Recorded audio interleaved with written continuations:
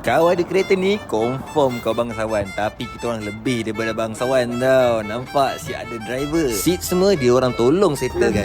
Saya minta maaf, saya punya bos aku tak entertain. Ayo, tiap hari BYD. Orang tua ni memang banyak komplain. Sikit-sikit komplain. Aircon tak ada pun bising. Kita kena cuba semua makanan yang ada. Roti lah, telur lah, ayam lah. Yang ni tak tahu lah, roti puri kot. Lepas tu ada sikit pau. Jangan membazir. Kalau tak, Nak naik basikal pun kena sewa tau. Nak sewa pun kan main susah lagi.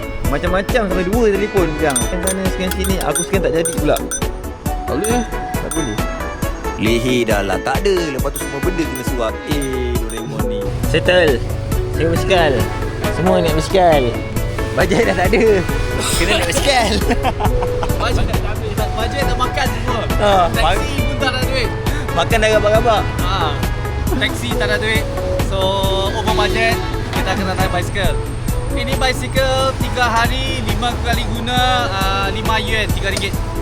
RM3 untuk 3 hari. Ya ke?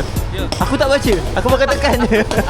Bajet yang habis bukan aku punya bajet. Aku punya bajet memang dah tak ada daripada awal. So dia orang yang bayar semua. Aku gerak je pelan-pelan. Itu je kot cerita untuk hari ni. Besok aku sambung lagi. Bye.